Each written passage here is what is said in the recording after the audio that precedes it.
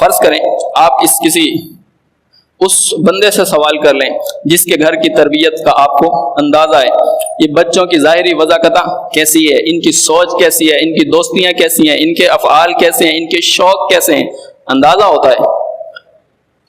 اس کے گھر والوں، یہ جو گھر کا سربراہ ہے، آپ اس سے پوچھیں، سوال کر سکتے ہیں کیا کوئی انجان آدمی آپ کی مرضی کے بغیر آپ کے گھر میں داخل ہو سکتا ہے؟ اجازت آپ نے دے رکھی ہے گھر میں؟ کوئی بھی انجان آدمی میری مرضی کے بغیر گھر میں آ جائے، اس کی اجازت ہے، آ جائے۔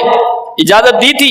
نہیں دی۔ کسی نے بھی، یہاں پابندی ہے، کوئی اجنبی، کوئی انجان شخص اس کی مرضی کے بغیر اس کے گھر میں داخل نہیں ہو سکتا، حتیٰ کہ ایک بچہ بھی اس کی مرضی کے بغیر اس کے گھر کے اندر پرورش نہیں پا سکتا۔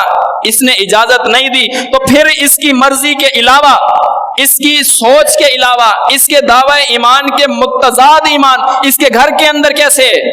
اس کے بچے لاپرواہ کیوں ہیں؟ یہ تو باہر بڑے تقریریں کرنے والا تھا، یہ تو باہر بڑے دروس سننے والا تھا، یہ تو بڑے سفر کر کے بڑے دور دور جا کر درس سنتا تھا، اس نے تو باہر بڑے جھنڈے گاڑ رکھے تھے، لیکن اس کے گھر کے اندر یہ خلاف شرع دین یہ کیسے گھسا ہوا ہے؟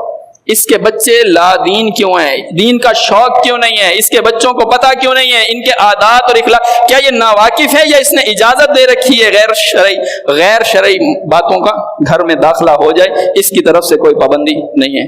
یہی بات ہے نا، ایک انجان بندہ گھر میں آ کے بیٹھا ہے، چائے پی رہا ہے، کھانا کھا رہا ہے، اپنی مرضی سے آ رہا ہے، اپنی مرضی سے جا رہا ہے، اعتراض تب تک نہیں ہوگا جب تک اس کی مرضی ہے، ٹھیک ہے، کوئی بات نہیں، آ رہا ہے تو آ جائے، جا رہا ہے تو چلا جائے، جو آ رہا ہے آ جائے۔ اگر اس کو اعتراض ہو رہا ہے اس بات کے اوپر، انجان میرے گھر میں کیا کر رہا ہے، تو انجان دین اس کے گھر میں کیا کر رہا ہے، اس کو اعتراض کیوں نہیں ہو رہا؟ اس کا مطلب یہ ہے کہ اس نے دعوی ایمان صرف دعوے کے طور پہ، ایمان کا دعویٰ صرف ظاہری ہے، حالانکہ اس کو کہا گیا تھا کو انفسکم، اپنے آپ کو بھی بچاؤ اس دعوے کے بعد، واہلیکم نارا، اور اپنے گھر والوں کو بھی بچاؤ۔